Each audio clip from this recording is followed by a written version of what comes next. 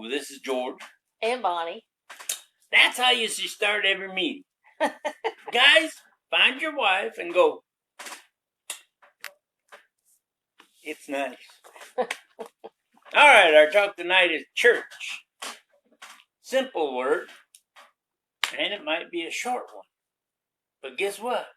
We're going to talk about it. Church. Well, everybody knows that's where you hear about God and how good you must be, then God must let you into his heaven. All you need to do is hear what some person standing in front of you says, or you get a little water thrown on you and you know you're on your way. And it doesn't seem to matter what religion you are, what denomination you belong to, or what church building you go in, they all claim they have the right one if you want to believe. What is church? Is it a social club? Is God in control of your church, or is your church in control of God? Way too often, it's been a collection of people who want the right stuff for a lot of the wrong reasons. You may have heard or said, I go to my church because I helped build it. Or, You've heard that. My parents were some of the first members of our church, and nobody is going to drive me out of it. I will sit there and sit through all that messy stuff until someone gets it straight or gets it right. How about this one? That's my church, and whatever they say must be what is correct. All of those, now think about it. All of those, is it the building, the preacher, or the denominational philosophy is your reason for your belief? Good question. We believe if any of those, and there are many more, are the reason you attend a certain church, you just might as well keep going there. After all, why would anyone look for another place when you have already found a place you are looked up to for being full of it? Just like the people around you. Now, there's a lot of things you can be full of. You can be full of religion, you can be full of the spirit, you can be full of spirituality. And there's a lot of other things you can actually be classified as being full of.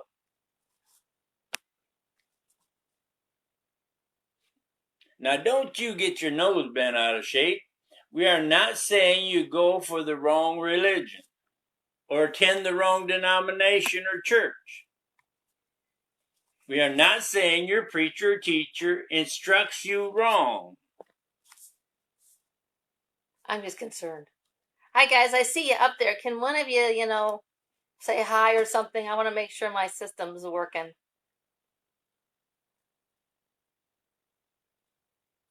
We are not saying your preacher or teacher instructs you wrong. But this is the biggest but there is. Have you ever heard your preacher or teacher use the Messiah's real name, or is it all right to be taught any name will do? Has your preacher, maybe through his sermons, convinced you that a made-up name is good enough for you in your church? I'm not getting anything.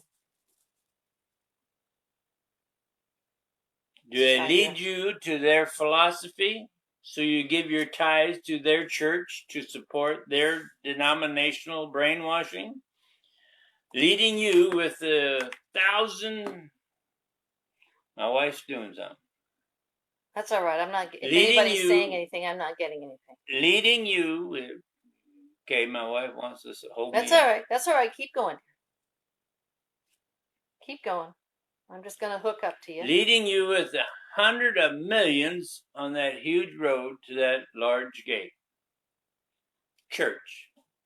See this? Has it turned into your social club? You keep going. It's not registering on here, but I'm seeing people. Al said hi. Yvonne said hi. Tom said hi. Anna said hi.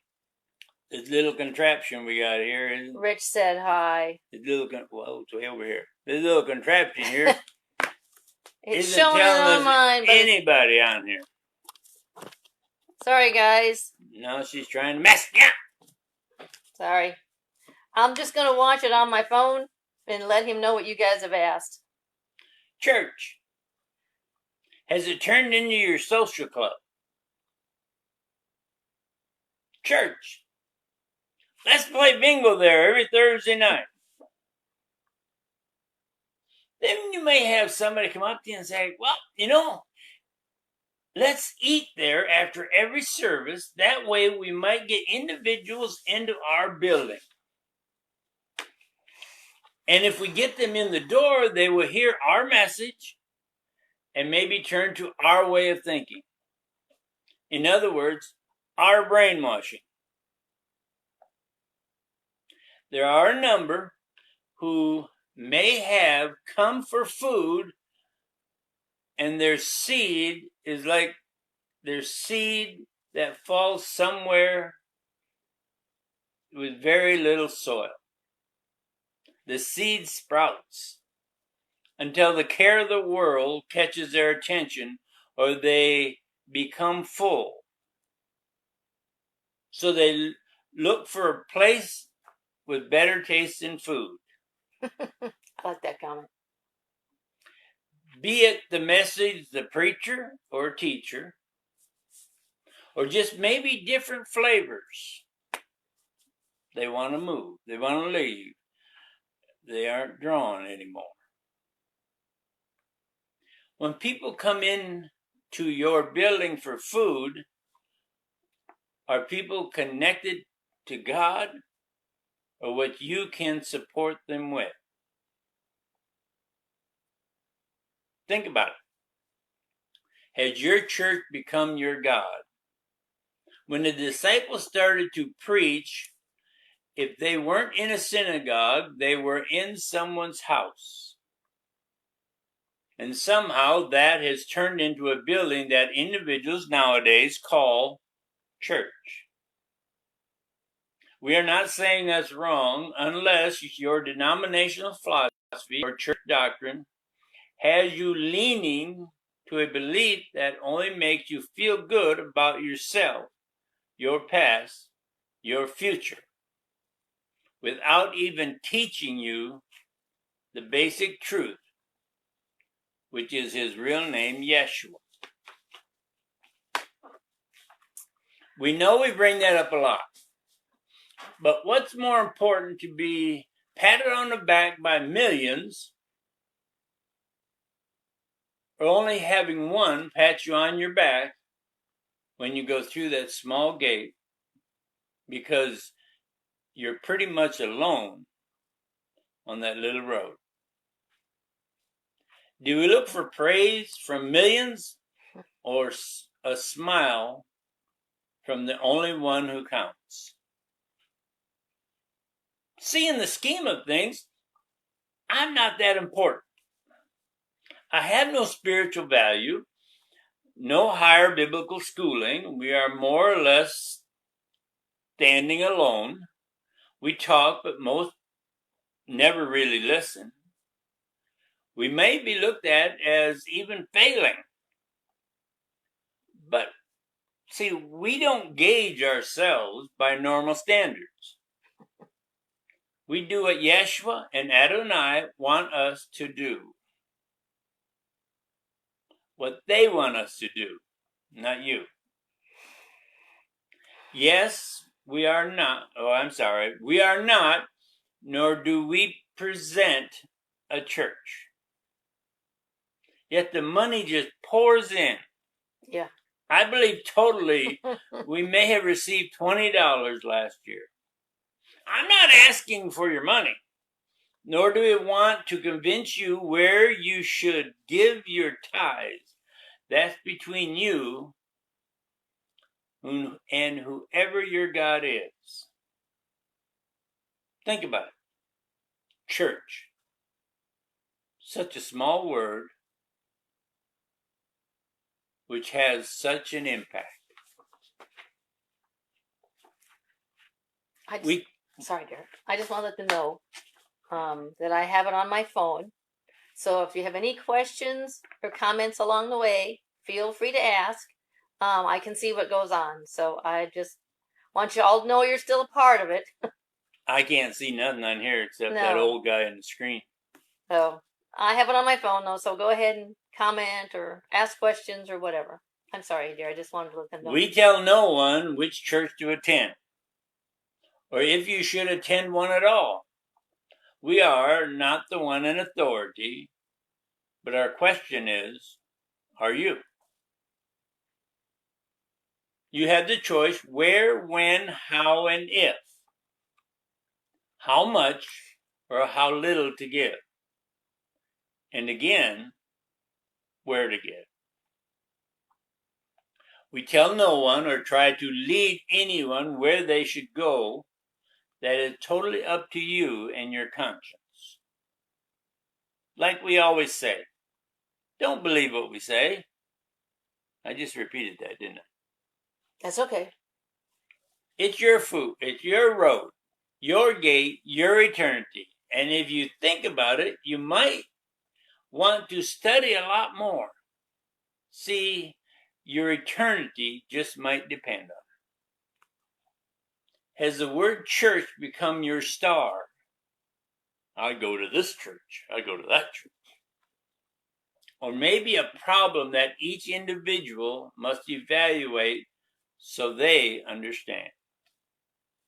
Has the building, the pastor, teacher, denomination become a broken crutch to use when trying to stand for your religion?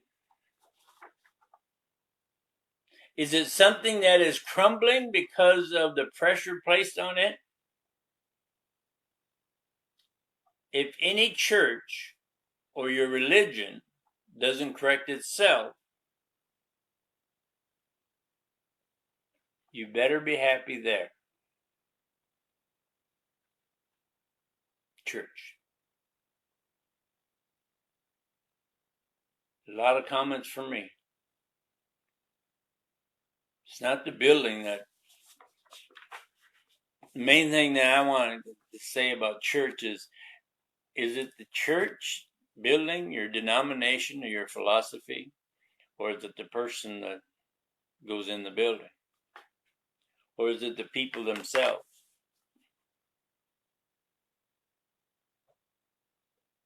I don't care where you go or what you do. That's totally up to you. It's totally your responsibility, your desire, your take on whatever you think religion is. What church you say you want to go to. I'm not in favor of a lot of churches because there's a lot of them that teach what they always want you to believe is what the scripture says. That's why the book says study. Study, I guess you should say study to prove yourself right.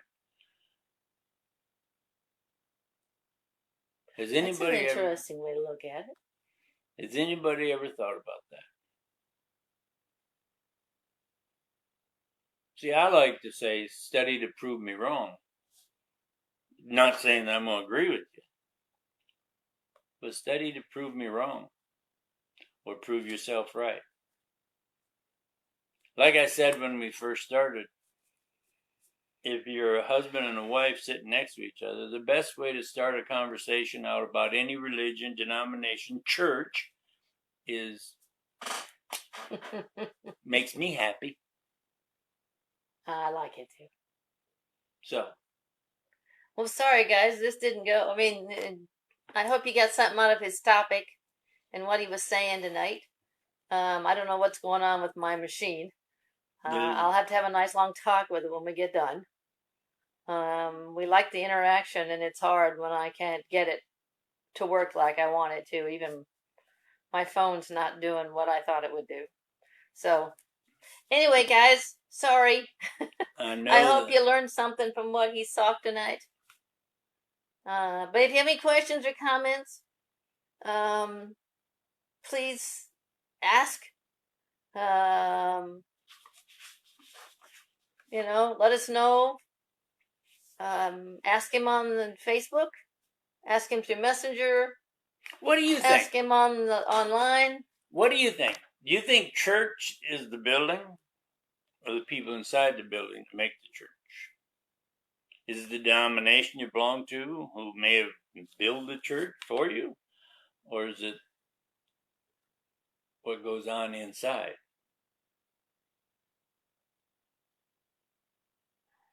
I'm not all that confident about church nowadays. Okay, I got a couple. It's more of a brainwashing than a denominational philosophy trying to help you. It's a dictation of what their belief is. And my wife has a question right now. Well, sorry. Anyway, I got a couple comments. Tom said, could it be considered a church, though? It doesn't have to be a building or a place. And then Al has a comment too, but I'll let you. It doesn't have to be. Could it be considered a church, though? It doesn't have to be a building or a place. Oh, 10 people can get together in a park somewhere. Or 2 people can get together in their backyard and study the scriptures. And I think God's there no matter what. If you're studying His Word, if you're trying to find out His Word, if you're trying to find a answer to some questions or a direction you want to take, isn't that what church does? And if just 2 of you are studying, or 1 of you are studying, couldn't it be your own little church no matter where you're at? Tom said he was talking about what we're doing right now. Messing up this little goofy thing here. No, what you're doing. I know. I'm not trying to be, I don't want it to be a church. I want it to be something like that's cute. You're on there. Yeah, I know. That's because I got my phone on. Well, we got 4 people on there because she's on there. Well, but this thing isn't working right. But you could classify this as a teaching tool to try to get people to believe. And I guess, Tom, you're right. It could be classified a church. I don't look at it as a church. I look at it as a tool to get people to actually learn by themselves through a study of the Word. You want to hear Al's statement? Yeah. Go ahead. Okay, Al said, but with studying to prove yourself right, doesn't that leave it open to have the study fit what you want it to say?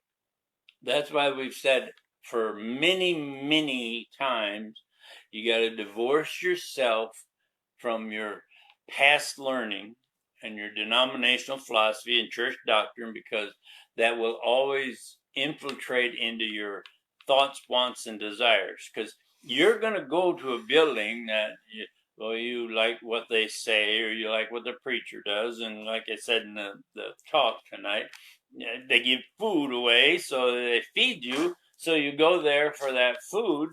And people think that, well, if they come in to get our food, they have to sit through the service. Now, I'm sure that a lot of those people are sitting there going, well, I know what he's talking about now because we're going to get food tonight. See, you have to understand, if you don't divorce yourself from your past experiences and your past doctrine, you're going to learn what they want you to learn. And you're going to believe you're going to see everything they pointed you to. That's why we've always said from the very beginning, you got to divorce yourself from the brainwashing of your past to understand what your future is. Rich has a statement. All right, Well, it's Rick. kind of a question. It says, 2 or more gathered in his name. A church? I thought about that. I thought about that when I was talking about Tom. When I said that you could go out in the backyard and just 2 of you is talking. I thought about where 2 or more gathered in his name. Is it a church? If you think about it, some of these small churches start out with just a husband and wife talking in the living room. And then other people come in because they're curious about what people are talking about. And they start having money, and they start renting this little gas station store or whatever. And then it builds into a building that they remodel, and it grows into something where thousands of people come in. And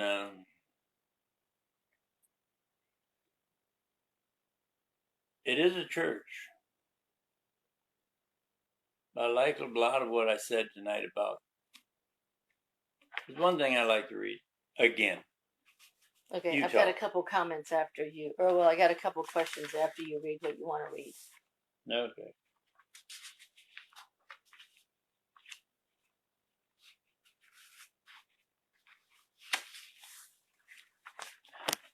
We know we bring up the thing a lot about having to know what the Messiah's real name is, Yeshua. We believe that one of the key elements of. But we stated tonight, what's more important? To be patted on the back by millions, or only have one pat you on the back when you go through that small gate, because you're pretty much alone on that little road. Do we look for praise from millions, or smile from the one who counts? Do we get that smile when there's 2 of us in the backyard? Do we get the smile when you actually say something that's the truth instead of denominationalism or denominational wise, or something you've been brainwashed to believe, like we were for, I can't tell them how many years you've been brainwashed, but I've been brainwashed long time, over 60 years.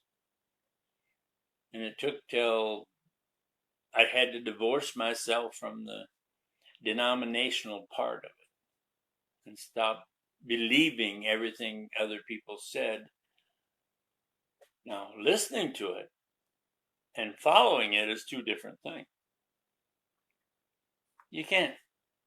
A church is not a building, as far as I'm concerned. It's the people inside the building. That's why I said 2 people in the backyard can be just as spiritual, can be more spiritual than 1,000 people in a building. You have 1,000 people whooping and hollering and praising the Lord and all that kind of stuff, and not one of them know what his real name was. And one of them ever heard what Yeshua is. So if you go out in the backyard and you know who Yeshua was, as far as I'm concerned, you're ahead of the thousands of people that go to those other denominations. Because I'm not looking for a pat. I'm not looking for a pat on the back by millions. But it would be nice having that one pat on the back when you go through that small gate from the only one who really counts. You got anything else? Yeah, I had a couple more things Okay. pop up while you were talking. Yeah. Okay, so Al said, so if we consider this as a type of church, should we send our tithes to you? No, I wouldn't send my tithes to me. I'm not You didn't hear. I wrote. Now this is. I wrote this. I think for anybody who gets the idea, you should send your tithe to me. I'm not that important. I have no spiritual value, no higher biblical schooling. We more or less stand alone, and we talk, but most never really listen. We may be looked at as even failing, but we don't gauge ourselves by normal standards. That's true. So true. We do what Yeshua and Adonai, the Lord God, wants us to do. What they want us to do, not you. Yeah, I have no biblical, I have no spiritual value. I tell you what we find when we're studying. I tell you what important biblically to me and to us. But I can't tell you what you have to do, where you have to go, how you have to do it. But if you keep going down the same road that you were on before, you're going to be on the same path you've always been on. You'll always have what you've always had if you don't change your course. Now, are we telling you you've got to believe everything I say? Yes! I'm joking. No. You hunt yourself. You study yourself. Show yourself approved. There's a real good book out that says study, and some goofy person wrote it. But if you really think about it, if you don't study, you're just taking other people's word for it. Whether you want to call it church or Bible study or this. Don't take, that's why we always say, don't take our word for it. You need to study to find out yourself.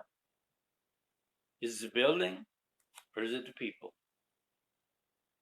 You love the building? There's a few people that brag about the church they go to. Then you ask them, what's so good about church? Oh, I go to no church. Wow, that's great. Thousands of people going there. Well, have they ever told you about Yeshua? Who? Well, church. It's a little word, but it's so powerful. Because is it what's in your heart? Could you be in church alone? Do you have to be anywhere else? Think about it. How great is that? How small is it? Can the littlest thing be great? I hope she's got something to ask me because she's scratching her head.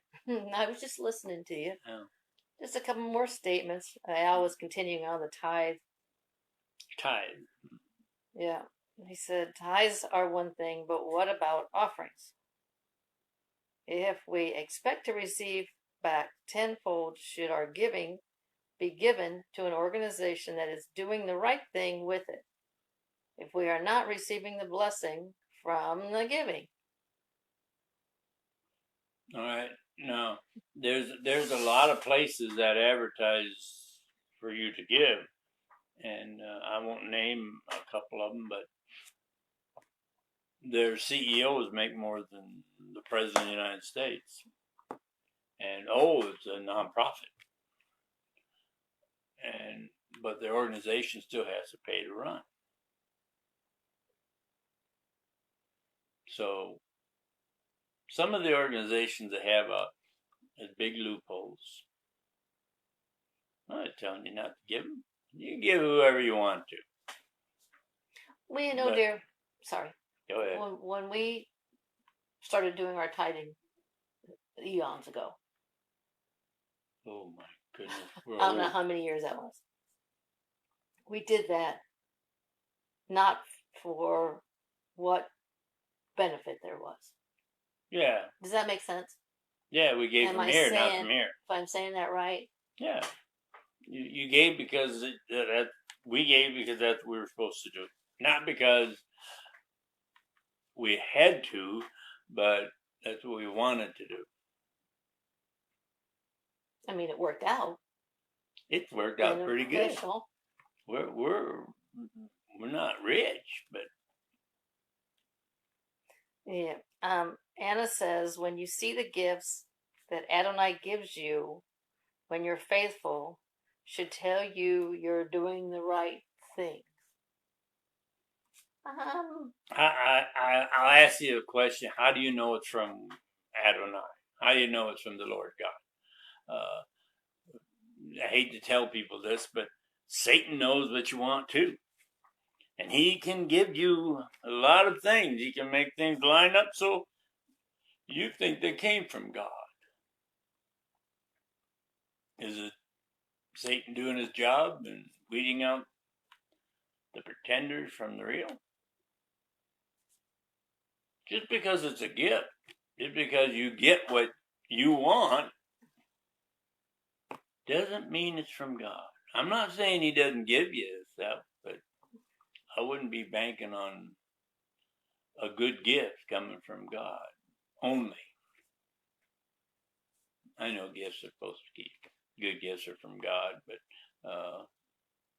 Satan knows Scripture better than we do. Anyway. Okay, Al says, but there's a difference between tithes and offerings. Yeah, you said that. Tithes are a commandment from God, but offerings are different, correct? Tithes, you're supposed to give 10%. That's, and I think it's Malachi where it says if you don't tithe, you got to add a fifth of whatever you don't give the next week or whenever you take your collection item. Right? Yeah, I think it's in Malachi. I think so. But yeah, Rob. If it's a Rob gift, God. Well, let me put it this way: if it's a gift, I guess a gift, you aren't expecting anything in return anyway. That's a gift. That's just something you give as a gift. You don't give a gift to get something in return. It's a gift. A tithe is what you're supposed to do. Tom says an eternity with God would seem like a pretty significant gift. That's true. But there's more to getting to the eternity than church, since we're talking about church tonight, or the gift, or the tithe. Some churches need people to tithe to keep their doors open. If they don't, the doors get closed. If the doors get closed, does that mean God's not there? Or could it be that they're giving for the wrong reason? Could it be something went wrong? Who knows? Not me. I'm not saying that those are the reasons, but think about it.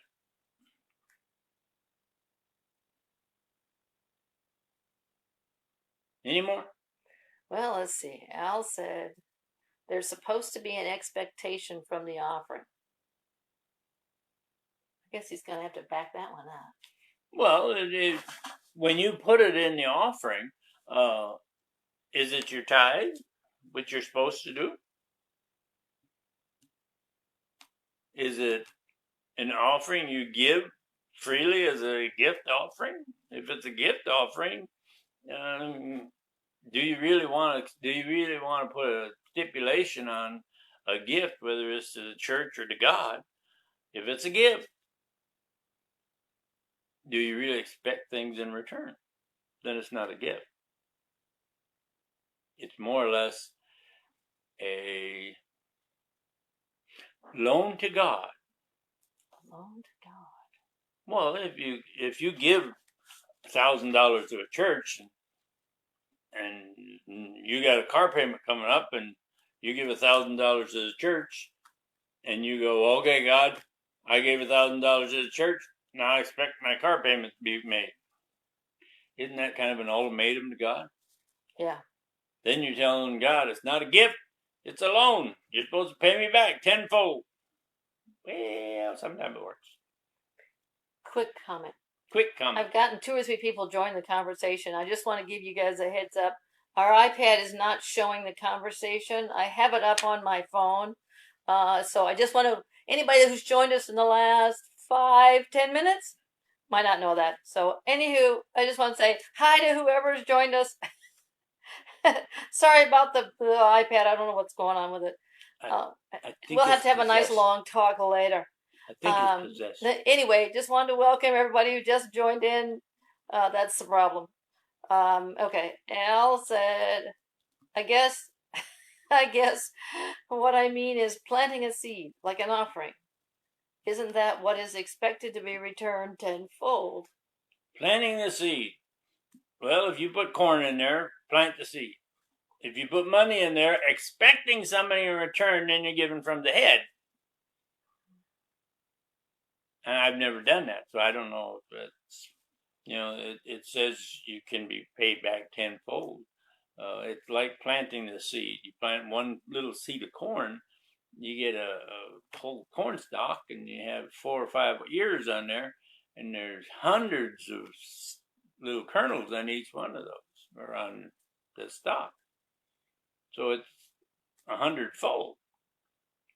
But you can put your seed in the offering plate, and you do it with the idea you're going to get paid back 100-fold or 10-fold.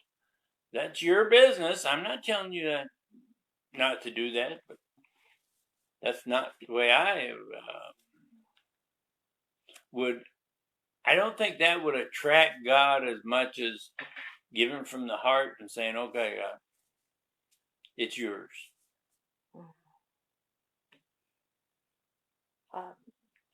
Yeah. Tom said, I've always thought of an offering as a payment of respect and honor.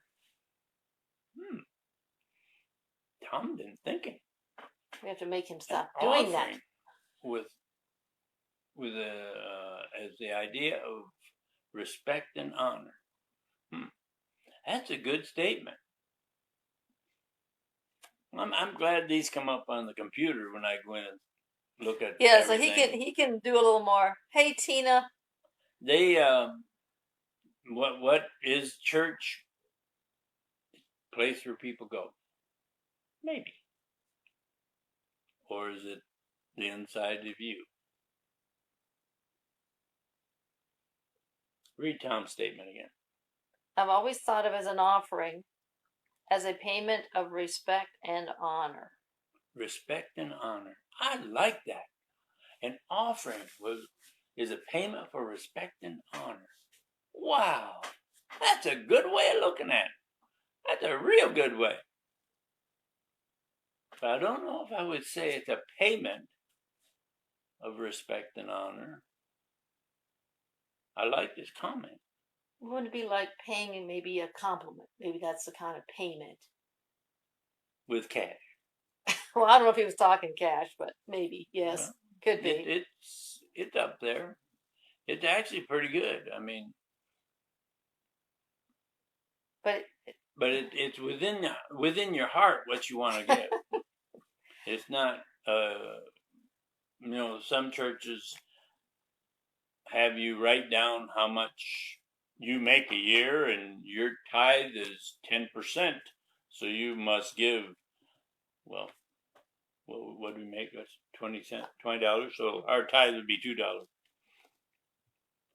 $2. But your tithes and offerings, that's why they call them 2 different things. Out of your respect. I like the way Tom put that. Your respect.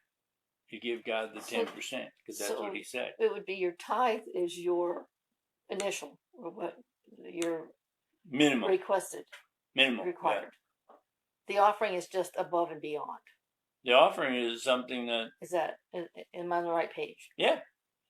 Yeah. But your tithe, if you give it with the idea you're going to get, you want something back in return, Now, see, the key statement there is you want something back in return. So, are you tithing out of your checkbook? Are you tithing because God told you to? Without any expectation.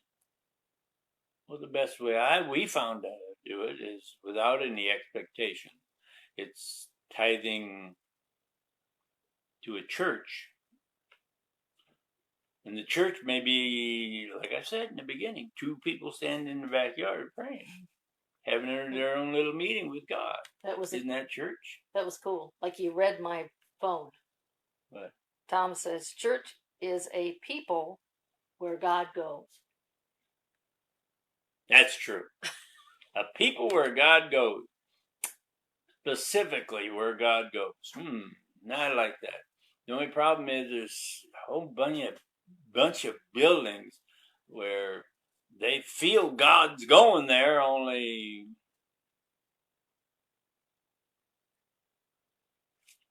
they have some people running around there calling them spiritual people. Church is a people. Is an excitement. Not a building. Is an excitement to themselves or the people that are around them.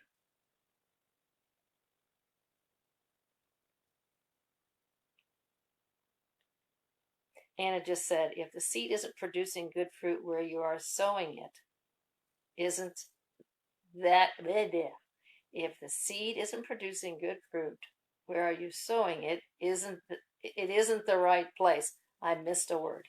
Okay, now, is it your seed that has to be growing, or is it God's seed that you're watering? He may not give you what you want, but he may be giving other people what they want, what they need. And you'll never see it. Never know about it. True. I mean, yeah, you can know this guy and go up and give him a bunch of money, and you never even knew that he needed money. You find out that's what you were supposed to do.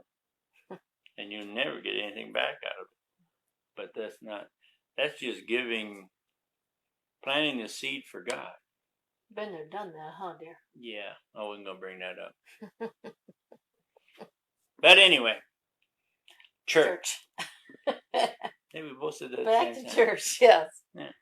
But anyway, once again, guys, I'm sorry that it copped an attitude today, and thank you guys for all your comments and questions. And once he gets back on his Facebook page, he'll be able to see some and maybe respond to you guys with what you guys said that might not have that I might not be able to got to, or the iPad decided to cop an attitude.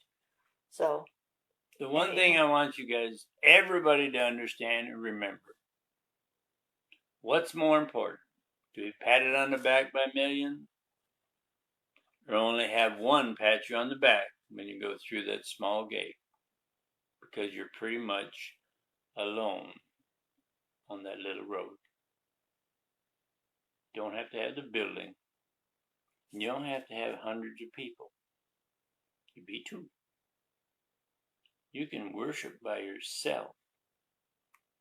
And if God's there with you, listening to you, as far as I'm concerned, you're having church. Now you can go to the building if you want to listen to your pastor, preachers and teachers, whatever you want. That's your business, not mine. But the interesting thing is, as far as I'm concerned, I want the smile from the one who comes.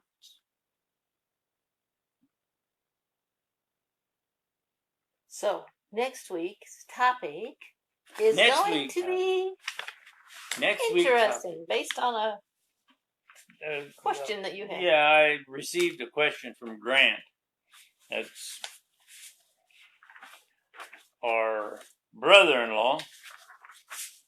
And he asked me a question. And when he asked me the question, I had never been asked that before.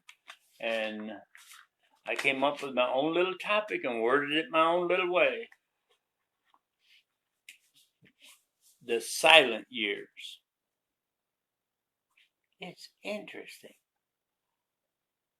Now, if you want to study the silent years, we know the Bible talks about Yeshua when he was born, and a little bit up to about age 2. Some of the scriptures and preachers say that it happened when he was a baby, but up to age 2. Then it talks about him at age 12. And then it talks about when he started his ministry. And that's how I start out next week.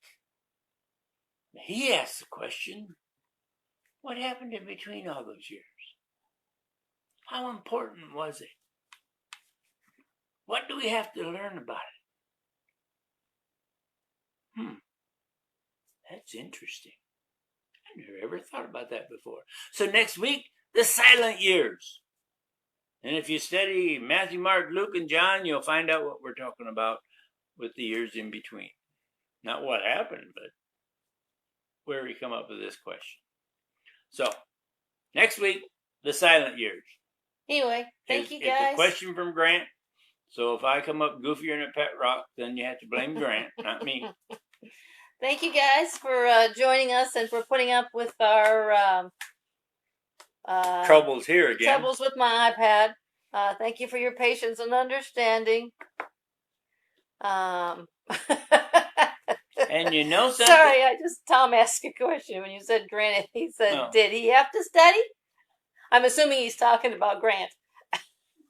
Did Grant study? You'd have to ask Grant that. Sorry, not me. I got to giggling. Remember, I don't know if any of you study, so how do I know if Grant studied? Remember a couple weeks ago, Al asked a question, and you said, that's a good thing, study. Yeah. I thought that was cute. But anyway, he never brought it back up again, so I don't know if he studied it or I got not. off a track. But if Grant watches this, and he usually looks a little bit on it. Did he have to study? What? Never mind. Go ahead. See, I can't see the questions. I got to rely on my right-hand person over here. The twin question, did he have to study? I thought he was talking about Grant. Nope, he was talking about Yeshua. Did he have to study? That's the good part. Next week, I just read this to Mom. And my honey, what's your comment when I read you all that? Fascinating. You said you never thought of it that way. No. She said she never thought of it that way. Never looked at it the way we represent it, the way we present it. Now, it's interesting. Now, this was short. Well, 47. But I kept babbling on. But, you know what's interesting is we get like 100 views of people watching this after we get off. And I guess people don't want to see us live. And that's okay. They got other things going on. But what's interesting is people do like it and want to hear about it, even though they really don't want to commit. And some of them think I should be committed. No problem. Love you guys. See you next week. Next week. Tuesday, and remember, the silent years, you can do the studying all by yourself and come up with all these beautiful questions. And hopefully my machine will work better next week. And if it doesn't, we're going to get a new one. Involved. Maybe we'll get a new computer so it works faster. No, it's all right. She won't let me do that. So, sorry, folks. Anyway, guys. The boss has spoken. Have an awesome week. Yep. And we'll see you next Tuesday, 7 p.m. Eastern time. Love you. Bye.